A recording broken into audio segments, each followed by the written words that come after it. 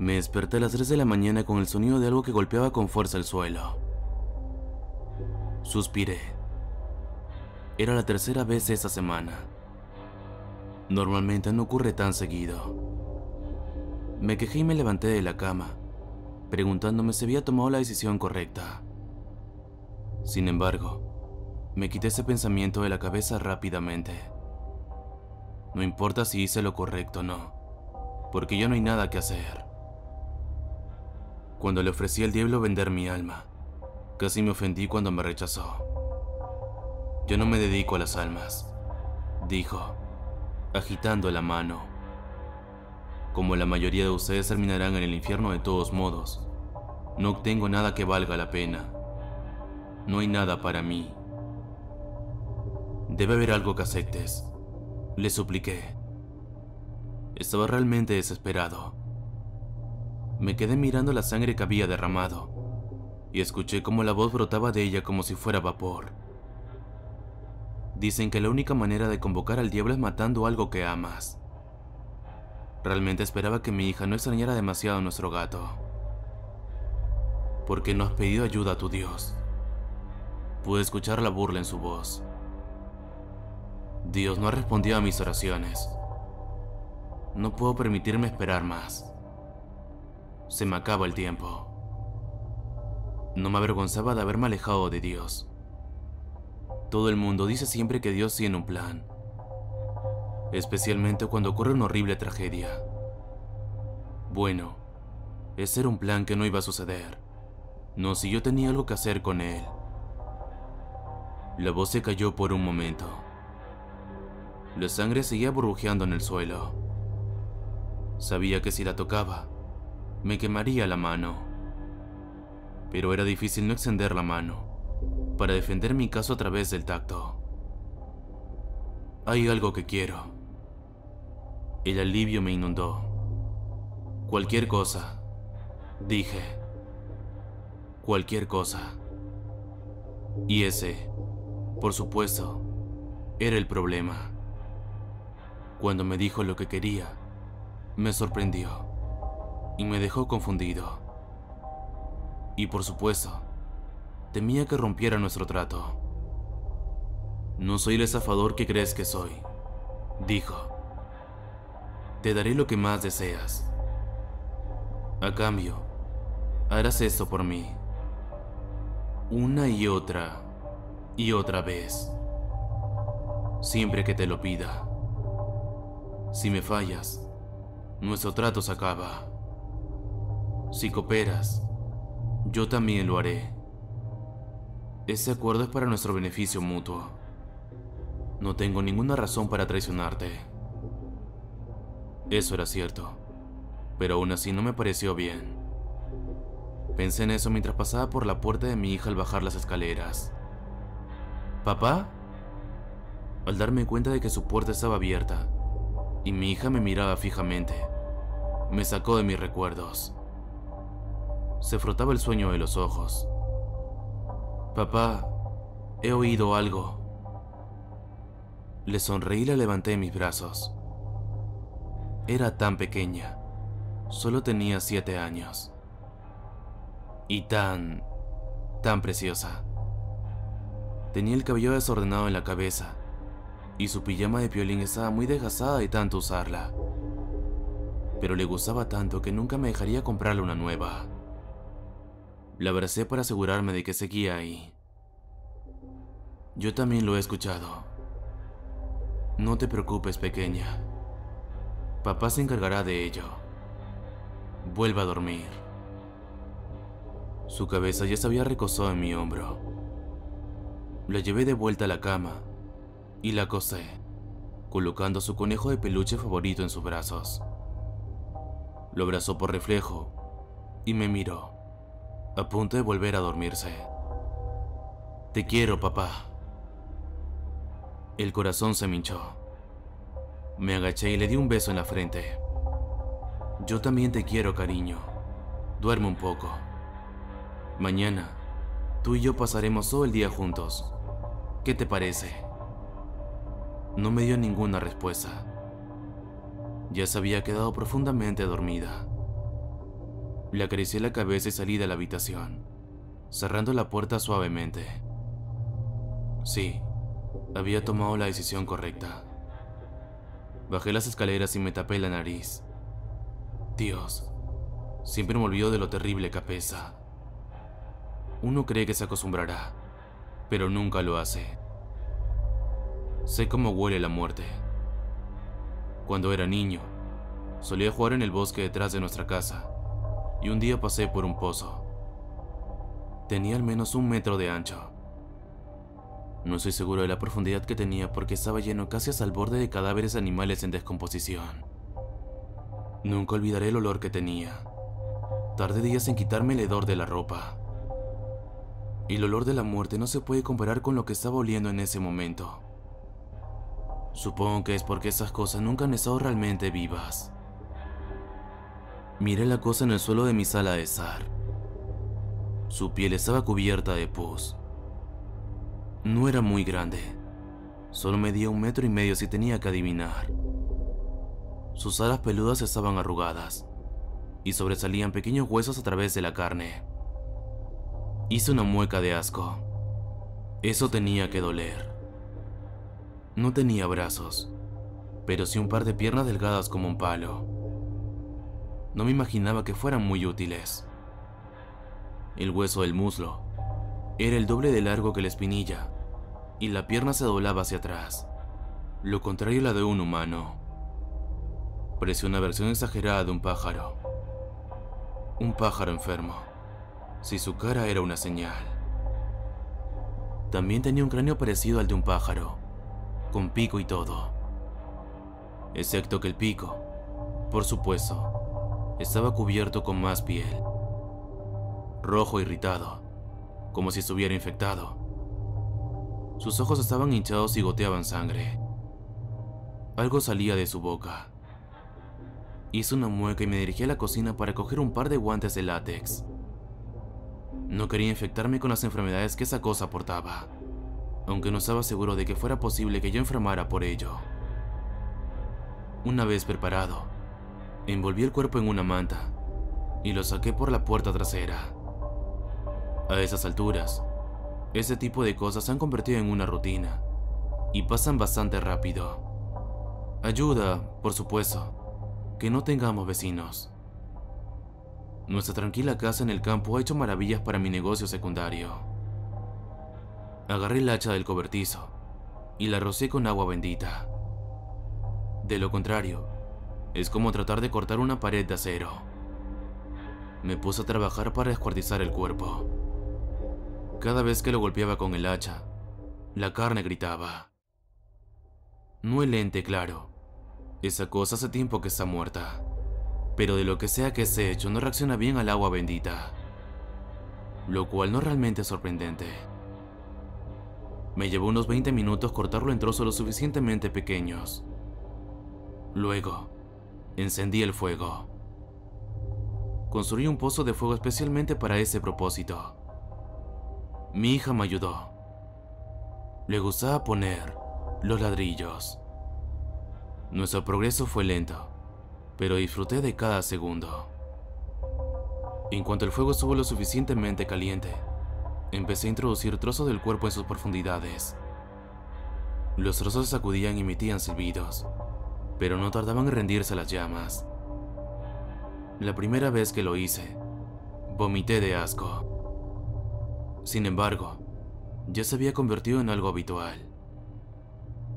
Es curioso, estas cosas están hechas para restringir el fuego del infierno. Pero el fuego del infierno es notablemente diferente al que arde en nuestro mundo. Es bastante conveniente para mí. Hace que la eliminación sea mucho más fácil. Mientras echaba su cuerpo al fuego, trozo a trozo, mi mente volvía a ese fatídico día. El día que me niego a lamentar. No tenemos más espacio en el infierno para todos los cuerpos, me dijo Satanás. ¿Cuerpos? No cuerpos humanos, por supuesto. Los humanos no pueden morir en el infierno. Eso es parte de su encanto. Casi podía oír la sonrisa en la voz de Satán. una de cariño y una pizca de desesperación. Luego volvió la carga. Los demonios, en cambio, sí pueden. Pequeñas criaturas sin sentido que son. A veces simplemente caducan, habiendo agotado su vida natural. A veces se matan entre ellos. A veces un humano especialmente ambicioso mata a uno de ellos. Es casi imposible destruir los cuerpos en el infierno, así que son arrojados al borde del 12º círculo. ¿El 12º? Creía que había 9. No se dignó a responder ese punto, pero siglos de demonios muertos han puesto una seria sobrecarga en nuestro espacio. El lugar más fácil para deshacerse de ellos es el reino humano. Debes convertirte en su destructor. Considere eso por un momento. Los horrores que vería, la continua esclavitud que me atormentaría por el resto de mis días. Y entonces pensé en ella. ¿Y si hago eso? Si acepto esa locura, ¿la curarás? Inmediatamente, la voz respondió: tu hija volverá a estar bien. Nunca verá el interior de otro hospital mientras viva. Y eso fue suficiente para mí. Tuve que aceptar el trato. ¿Lo entiendes, verdad? Un padre debe hacer todo lo que pueda por su hijo. Y yo no podía ver cómo el cáncer se llevaba a mi pequeña. Ella solo tenía 5 años en ese momento. ¿Cómo se le dice a una niña de 5 años que va a morir? Los médicos me habían dicho que no había esperanza. Y en el mejor de los casos, solo le quedaban unas pocas semanas. La veía cada día más cansada. Vi cómo sus ojos se veían desganados.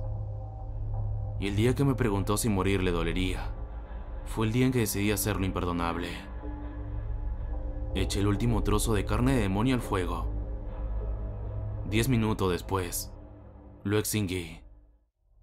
Ahora solo quedaban cenizas y huesos, que barrí en una pequeña caja de madera. Los había construido yo mismo. Otro proyecto de padre e hija.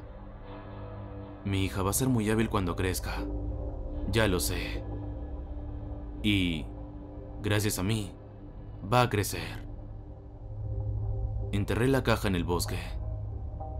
No creo que las piezas sean peligrosas, pero no puedo estar seguro. De todos modos, espero que nadie vaya a buscarlas. Pero si lo hacen no es mi problema. Mientras mi niña esté salvo y sea feliz, no podría importarme menos lo que le ocurra al resto del mundo. Supongo que eso me convierte en una mala persona. Volví a la casa a las 4 de la mañana. Ahora me estoy volviendo más rápido. Fui a mi estudio y saqué un diario, encuadernado en cuero y con candado. Llevo la llave en una cadena alrededor del cuello en todo momento. No querría que mi hija pequeña fuera a curiosear y viera algo que le diera pesadillas. Clasifiqué el cuerpo con gran detalle. Lo dibujé lo mejor que pude. Describí su estructura y tamaño, y escribí mis intuiciones sobre cómo torturaba a la gente. Eso es lo que hacen los demonios, ¿no? Algún día necesitaré esa información. Sé que yo misma estaré en el infierno. Eso es lo que le pasa a la gente que hace tratos con el diablo. Pero no me importa. Porque cuando muera, mi hija será a cargo del negocio familiar. Le enseñaré bien para que pueda vivir. Para que mi muerte no cause accidentalmente la de ella también. Y luego, una vez que haya muerto y me haya ido, mataré a todos y cada uno de esos malditos. Mataré a cada demonio que pueda tener en mis manos. Me abriré paso a través del infierno. Saldré de su fosa sulfurosa y me arrastraré hacia el cielo, donde mataré al mayor demonio de todos los tiempos, el que me traicionó y dejó que mi hija sufriera y muriera. Mi nombre es Simón. Soy el funerario del infierno y voy a matar a Dios.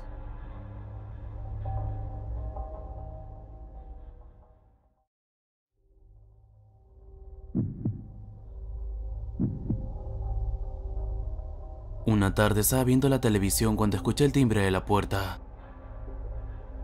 ¿Quién es?, grité. No esperaba a nadie. El silencio respondió a mi pregunta, así que me puse de pie y me acerqué a la puerta. Miré por la ventanilla y vi a una mujer joven de pie afuera. En el suelo, junto a ella, había una especie de maleta.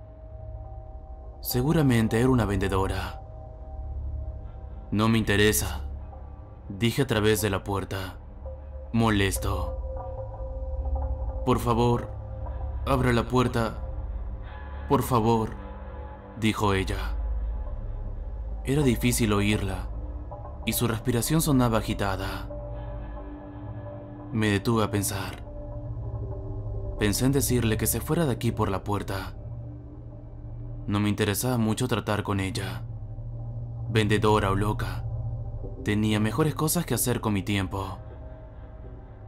Pero, ¿y si necesita ayuda?, preguntó una vocecita en mi cabeza. Gruñí y cerré los ojos.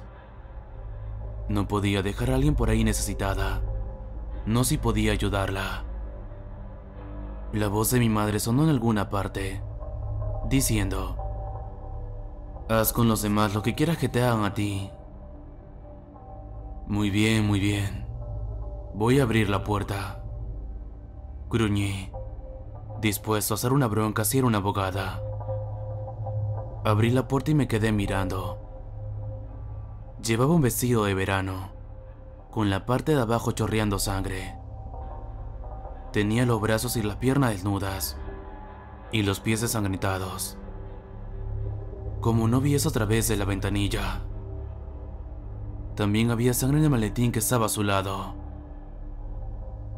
Con una sacudida, me puse en acción. Mis instintos siempre han sido buenos en las crisis, por suerte para mí. Levanté a la mujer y la llevé a mi casa, tumbándola en el sofá. Llamé al 911 mientras agarraba mi botiquín de primeros auxilios y varias toallas. Corté la mitad inferior del vestido, justo debajo de su costilla, donde empezaba la sangre. Unos profundos cortes recorrieron su abdomen. Le envolví el abdomen con una toalla, ejerciendo toda la presión que pude. Sin dejar de sujetar la toalla, envolví torpemente con la gasa algunos de los peores cortes de sus brazos y piernas. Mientras tanto, le hablaba: todo va a estar bien, no te preocupes, la ambulancia llegará pronto y te curarán. Todo va a estar bien, todo va a estar bien, quédate conmigo, ¿me oyes? No me contestó. No estoy seguro de que fuera capaz de hacerlo. En cambio, fijó sus ojos en mí mientras yo intentaba desesperadamente salvar su vida. Tenía los ojos verdes más bonitos que jamás haya visto. Estaba desesperado por salvarla. No podía dejar que esa pobre mujer se desangrara en el sofá de mi sala. La policía y los paramédicos llegaron unos minutos después. Se encargaron de meterla en la ambulancia y la llevaron al hospital con las sirenas a todo volumen. Unos cuantos policías se quedaron observando el maletín que seguía en el escalón de mi casa. Después de examinarla durante unos instantes, la abrieron. No debería haber estado allí cuando lo hicieron. Debieron de olvidarse de mí. O tal vez esos agentes pensaron que yo había acompañado a la chica al hospital. En el alboroto, me pasaron por alto, así que vi lo que había allí. De la caja, uno de los agentes sacó la cabeza cortada de un hombre. La mujer fue identificada como Tilly White. Había estado desaparecida durante 6 meses. La cabeza cortada pertenecía a un hombre llamado Stephen Cole, que luego fue identificado como su secuestrador. La tenía encerrada en su sótano. Evidentemente, ella había logrado conseguir un cuchillo y había luchado con él para escapar. Lo apuñaló varias veces y luego, mientras se desangraba, le cortó la cabeza. Era casi increíble que una mujer tan frágil y demacrada pudiera cortarle la cabeza a alguien. Supongo que la adrenalina tuvo mucho que ver. Después, guardó tranquilamente la cabeza en un maletín que encontró en el piso de arriba. Salió de la casa y empezó a ir de puerta en puerta, llamando y suplicando que alguien la ayudara. Yo era la quinta puerta a la que llegaba. Lo que sea que haya ocurrido en esa casa, nadie lo sabrá nunca. A pesar de mis esfuerzos por salvarla, Tilly murió de camino al hospital. No pudieron reanimarla.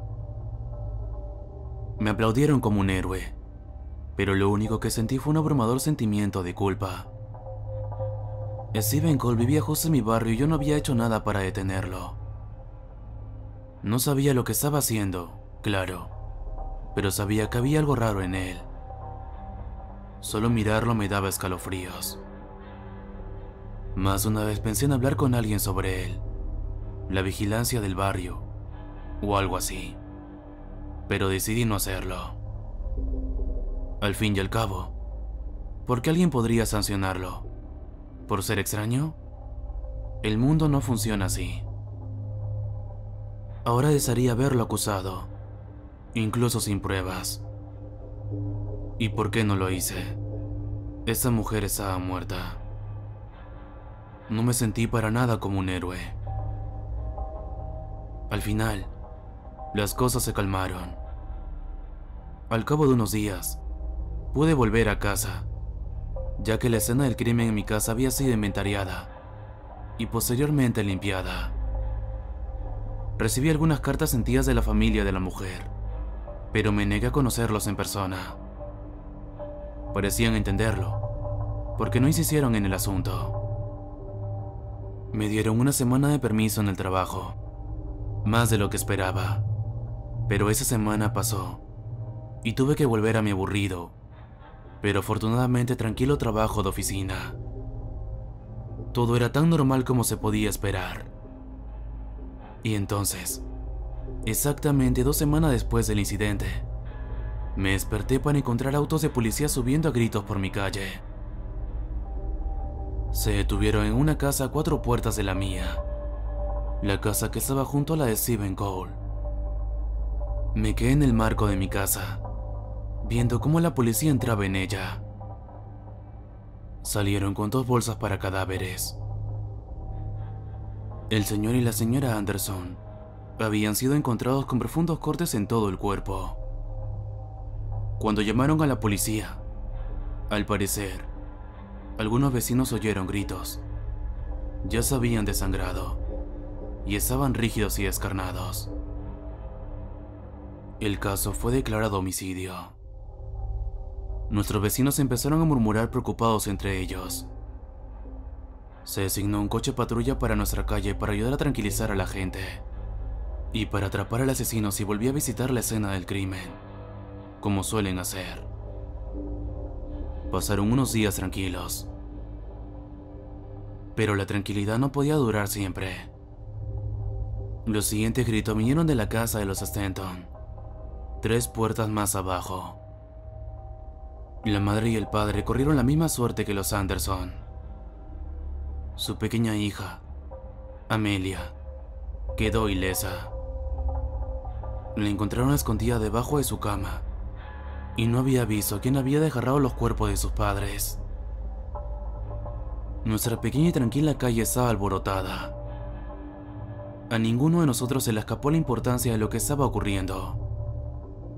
Las heridas de los cuerpos eran similares a las encontradas en Tilly White. Naturalmente, la policía sospechó de su familia.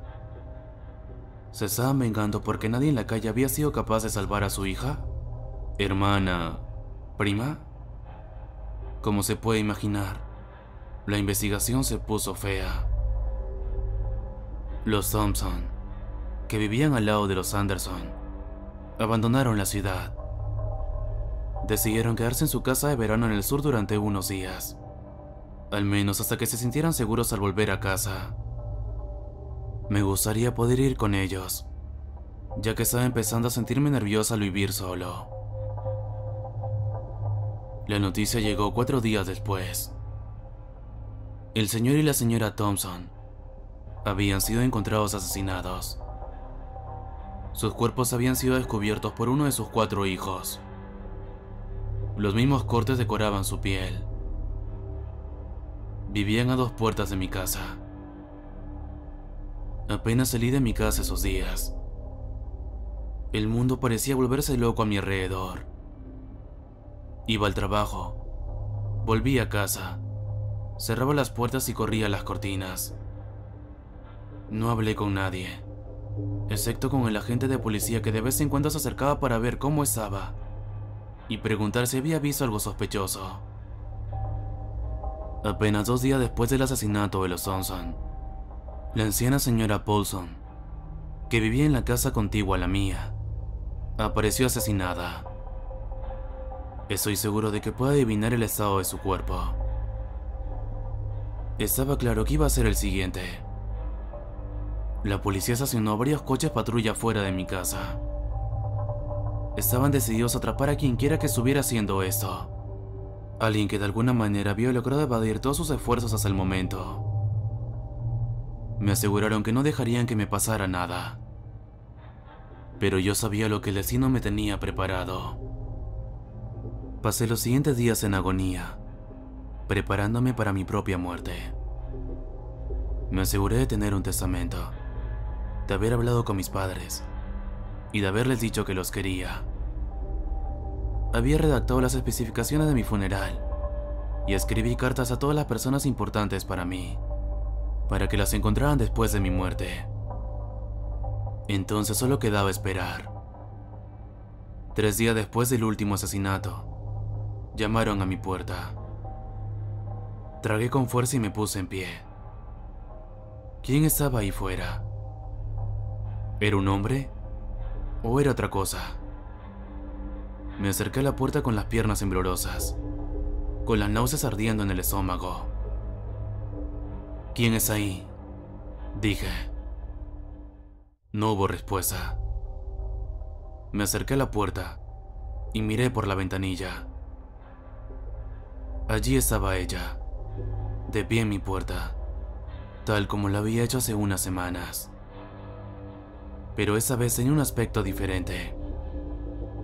La sangre y los cortes habían desaparecido. Sus ojos verdes eran brillantes y claros. Miraba hacia la ventanilla con una mirada solemne. Me dedicó una pequeña sonrisa. Gracias, susurró. No debería haber sido capaz de oírlo a través de la puerta, pero lo hice. Parecía que me lo había susurrado al oído. Sorprendido, abrí la puerta de un tirón. Pero Tilly White ya se había ido. Ese fue el fin de los asesinatos en mi calle. Han pasado 5 años desde entonces, y nunca se atrapó a nadie, ni se identificó al asesino. El caso sigue abierto, pero no creo que nadie encuentre las respuestas que busca. En cuanto a mí, sé lo que le pasó a la gente de la calle, y sé que tengo la suerte de no ser uno de ellos. Y una cosa es segura: hasta el día de mi muerte, siempre responderé a la puerta para una persona necesitada.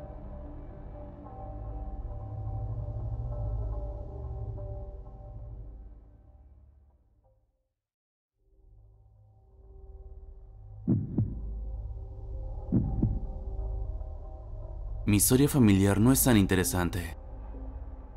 En los últimos años me he metido en la historia genealógica. Es realmente genial leer sobre la gente que nos llevó a... bueno, a ti. He ayudado a mis amigos a descubrir fragmentos de sus historias familiares. Descubrí un traficante de drogas que se quedó dormido en las vías del tren y perdió las piernas. Vivió hasta los 86 años. Encontré el certificado de defunción de una niña de 2 años cuya causa de muerte fue víctima de la bestia. En cuanto a mi familia, no hemos hecho gran cosa. La única persona que encontré que había hecho un revuelo, por así decirlo, fue mi tía bisabuela Esther. Fue la primera mujer cirujana del estado, y se rumoreaba que era brillante, una prodigio. De hecho, después de haber sido rechazada en docenas de facultades de medicina, se presentó en una reunión de admisión en la universidad local y exigió la oportunidad de mostrar sus habilidades.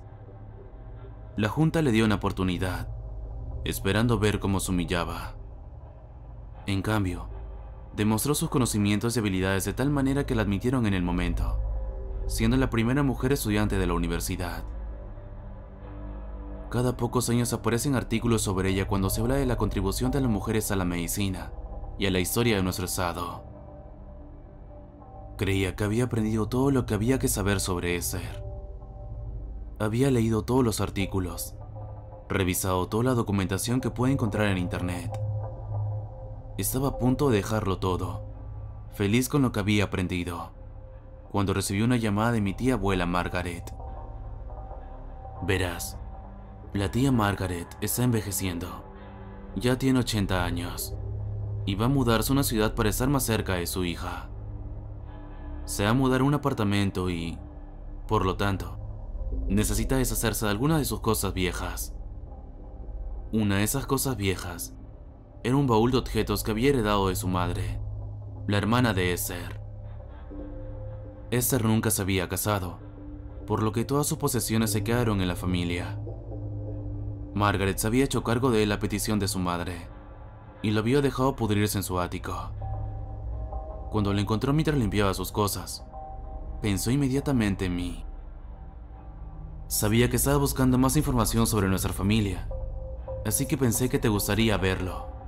Me dijo, puedes quitármelo de encima y hacer lo que quieras con él. A mi hija no le interesa. Sinceramente, lo más probable es que se acabe tirando a la basura. Al menos así podrás ver si hay algo interesante o que valga la pena. No podía soportar la idea de dejar que ese baúl se tirara. Aunque nuestra historia familiar no fuera tan interesante, seguía siendo nuestra historia. Y quién sabe, tal vez había algo que valía la pena. Así que acepté ir a recoger el baúl. Cuando llegué, lo había bajado, para disgusto de su hija, y lo había abierto para que pudiéramos revisarlo juntos. Revisar el baúl fue fascinante, y me recordó por qué me enamoré de la genealogía. Encontramos 2 diarios en buen estado, que me propuse leer a fondo más adelante. También encontramos varios papeles, entre ellos el certificado de nacimiento de Esther y su diploma. Pero lo que realmente me llamó la atención fue lo que encontramos en el fondo del baúl. Era una enorme y hermosa manta con colores que seguían siendo tan brillantes como el día en que debió haber sido cosida. En varios de los cuadrados se había bordado un nombre, cada uno hecho en un estilo diferente. Había 2 en total. Ah, casi me había olvidado de eso, dijo la tía Margaret. Esa Esther estaba en un club de costura.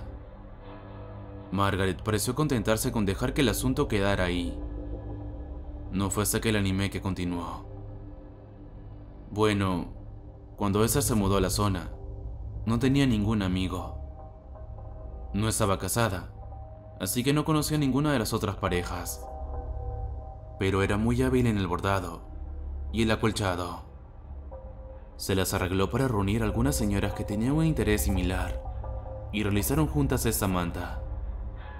Cada una diseñó un cuadrado y lo bordó, y luego cosió su nombre en él. El resultado es el que ves aquí. Se llevaba muy bien. Estoy seguro de que Esther se entristeció al dejarlas cuando se trasladó al siguiente pueblo para ir a la universidad. Bueno, ¿qué pasó con las señoras?, pregunté, trazando un nombre con la punta del dedo. ¿Siguieron en contacto con Esther? La tía Margaret se encogió de hombros, pero su sonrisa tenía un toque de picardía. Bueno, estoy segura de que no sé nada de eso, pero apuesto que podrías averiguarlo, ¿no? Había posado por el caballo adecuado.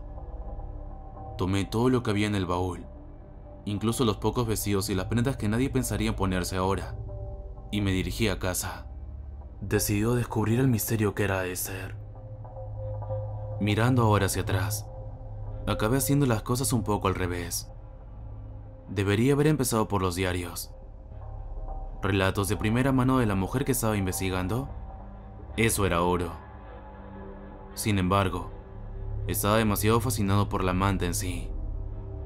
Así que decidí empezar por ver qué podía encontrar sobre los nombres que aparecían en la lista. Siempre podría consultar los diarios después si no encontraba nada.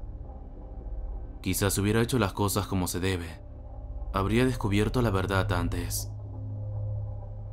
Primero, hice una lista de los nombres.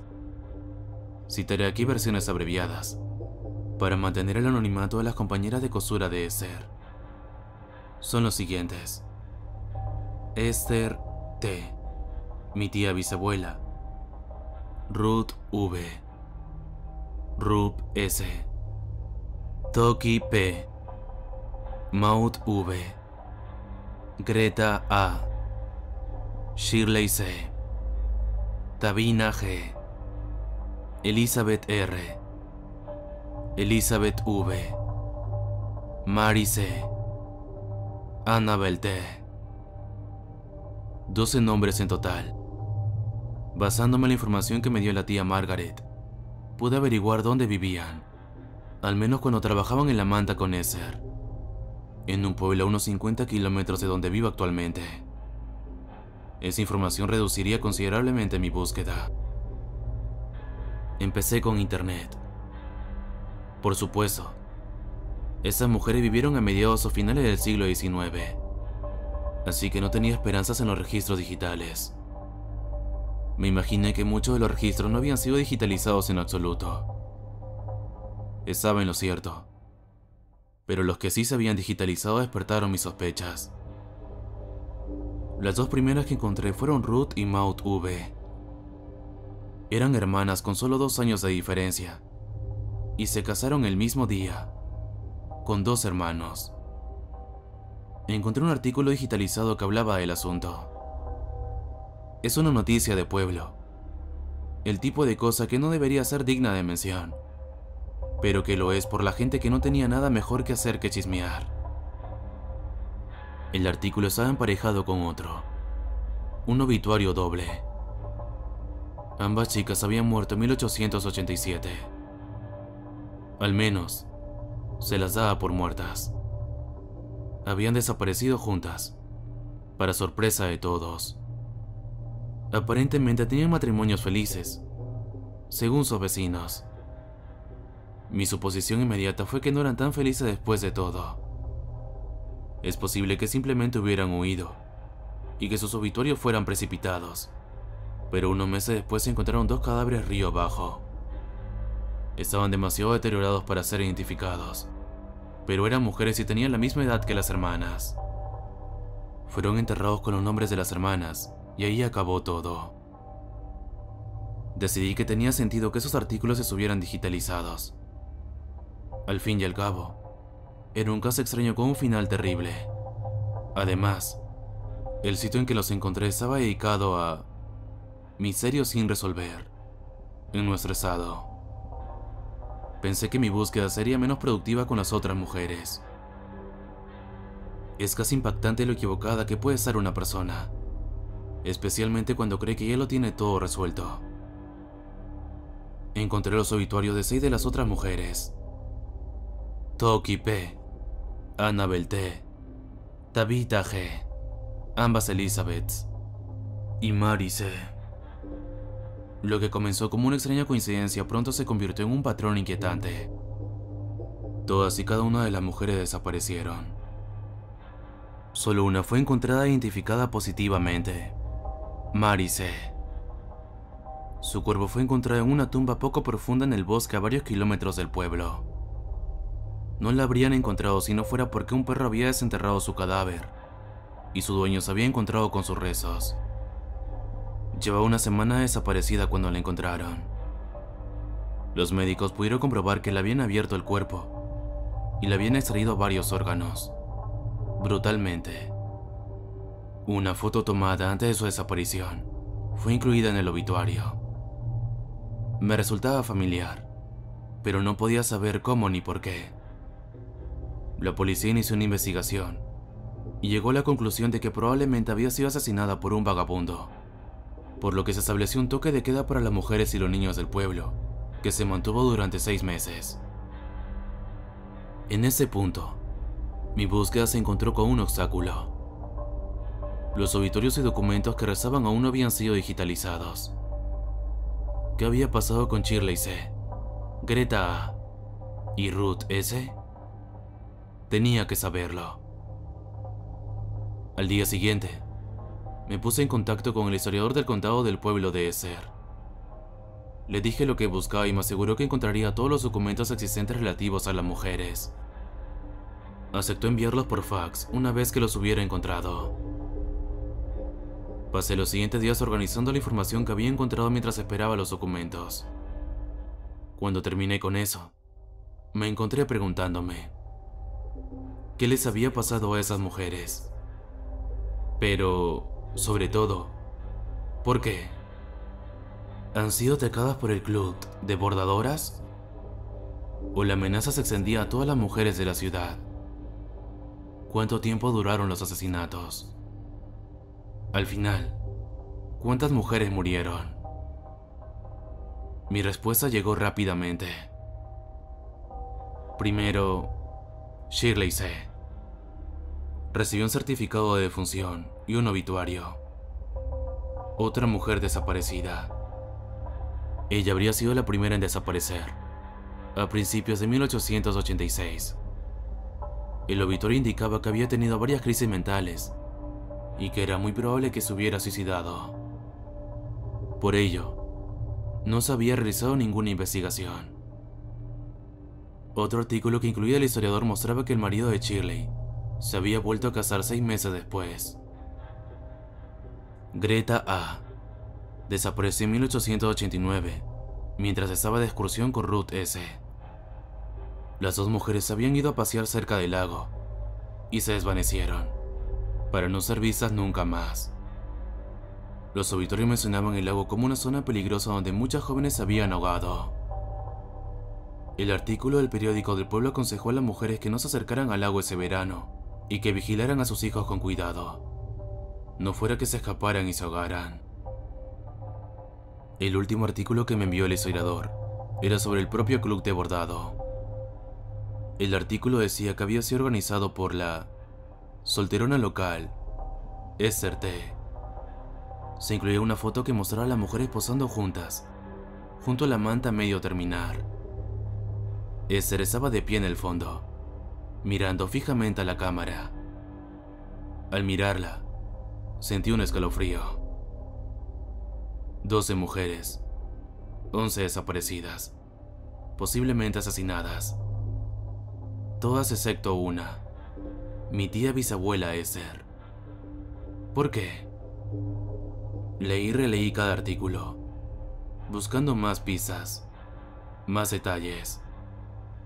Eso no consiguió producir nada que valiera la pena. Recurrí a los diarios. En mi obsesión por la manta, me había olvidado por completo de ellos. No estaba seguro de que hubiera información en ellos. Ni siquiera sabía si habían pertenecido a Esther o no.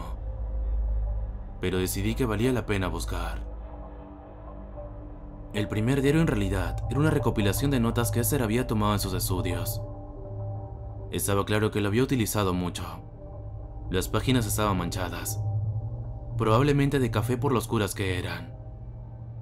Se explayaba en la anatomía, ilustrando todos y cada uno de los rincones del cuerpo humano. Su precisión era impresionante. Era fácil ver por qué era la primera mujer cirujana del estado. No había nada personal en ese diario, y un montón de notas de anatomía no iban a ayudarme a resolver el misterio. Dejando en un lado, busqué el siguiente. Lo interesante de los libros es que, si nadie los lee, pierden todo su significado. No importa lo significativa, extraña o hermosa que sea una historia. Sin un público, es un grito al vacío que no puede responder. Y por supuesto, una vez que se abre un libro, no siempre se puede cerrar. Algunas historias, una vez escuchadas, resuenan en la historia de la humanidad para siempre. Ese era uno de esos libros. La primera página se titulaba Shirley C. Decía lo siguiente: la conocí en el parque cerca de la calle Winchester. Me siguió a casa, sin testigos, fácil de someter. Tuve problemas para romper el esternón. Se necesita un método mejor. Pude extraer la mayoría de los órganos sin incidentes, excepto los pulmones. La caja torácica es un reto. El proceso fue lento y complicado. Necesito practicar mucho. La eliminación se llevó a cabo sin incidentes, con peso en el río. A continuación, un dibujo. Era un boceto que Esser había hecho del cuerpo de una mujer joven, con sus entrañas a la vista. Estaba etiquetado, como los bocetos de su otro diario. Y, al igual que esos bocetos, había una mancha de algo en la página. Algo que había asumido que era café al leer las notas de Esser. Empecé a sentirme mareado. Solo conseguí leer unos pocos apuntes más, entre ellos los de las dos hermanas Ruth y Maud, que representaban un reto para Esser. Lucharon mucho. Ruth casi se escapa. La próxima vez trataré de llevar solo a individuos. Más que eso, es solo un problema. Dejé de leer entonces, incapaz de continuar. Mi mundo giró sobre su eje al darme cuenta de lo que significaba, de lo que estaba leyendo. Lo que nadie había leído durante más de un siglo. Mi primer pensamiento fue que tenía que llamar a alguien. ¿Pero a quién? ¿Llamo y denuncio a una asesina que hace tiempo está muerta y enterrada? Y no cualquier asesina, sino una que es venerada como la primera mujer cirujana que nuestro estado ha visto. Una rompedora de fronteras que forjó un camino hacia la igualdad en la medicina. ¿Se consideraría suficiente evidencia? Claro, hay una confesión. Pero, ¿cómo se puede probar que ella realmente lo escribió? Mi mente era un lío mientras agarraba el diario una vez más, para seguir leyendo o para quemarlo. No podía decidir. Fue entonces cuando una carta se cayó de las páginas del paquete. Todavía estaba sellada en su sobre. Iba dirigida a quien corresponda. Supuse que era yo. Aunque era, supongo, una prueba potencial. Lo abrí de todos modos, mi dedo temblando y dejando marca de sudor en el frágil papel. A quien corresponda. Tengo claro que esa es la forma más eficaz de aprender lo que tantas escuelas han negado a enseñarme. Es, tal vez, la única manera. Estas vidas, deben entender, son sacrificadas por una causa mayor. Pienso en las vidas que puedo salvar, si solo esos pocos hacen el sacrificio. Solo yo tengo la habilidad. Estoy convencida de ello. Solo necesito cultivarla. Temo que mi trabajo se vea interrumpido cuando se descubra lo que he hecho. Solo espero hacer lo que pueda en los años que me quedan como mujer libre. Sea cual sea mi castigo, lo aceptaré con gusto. Cualquier cosa vale la pena para liberarme de la prisión que me han construido. Esser. Esas pocas palabras me convencieron. Me convencieron. Fui a la policía la mañana siguiente, una vez que reuní toda la información que pude. Pensé que lo descartarían como algo sin importancia, pero estaban tan impresionados y horrorizados como yo. En consecuencia, se dedicaron a destapar el caso para que el resto del mundo lo viera. Las pertenencias de Esser se exponen ahora en un museo local. Su historia apareció constantemente en los periódicos locales durante las últimas semanas, desde que saqué a la luz el asunto. Espero que se convierta en noticia nacional después de un tiempo. Mi tía Margaret ya no me habla, al igual que otros miembros de mi familia. Cree que es mejor dejar en paz a los muertos, y que no ha hecho más que perjudicar a nuestra familia al hacer pública la historia. Siempre supuse que Margaret no había mirado realmente nada en el baúl, que nunca había tenido la oportunidad de hacer el descubrimiento ella misma. Tal vez me equivoqué. Esther ya no es una heroína, es una villana, y me niego a asumir la culpa por ello. No podía dejar que el tiempo la consagrara como algo que no era. Tal vez el mundo necesitaba que fuera una heroína, pero esa no es la verdad. Y a veces, la verdad es más importante, aunque duela. En cuanto a mí, fui a ver la exposición una vez, y solo una vez. Ver todo expuesto así fue inquietante. Vi que también habían expuesto los vestidos. Estuve a punto de pasar de largo sin mirarlo cuando, de repente, me di cuenta. La foto de Marise, la que había resultado tan familiar. Ahora lo entendía. Miré el vestido que había supuesto que pertenecía a Esther, y mi mente lo relacionó de repente con el vestido que llevaba Mari en la foto. Mis ojos se desviaron hacia las manchas marrones oscuras de los puntos. Durante todo el camino de vuelta a casa, resonó en mi cerebro como una historia que no muere.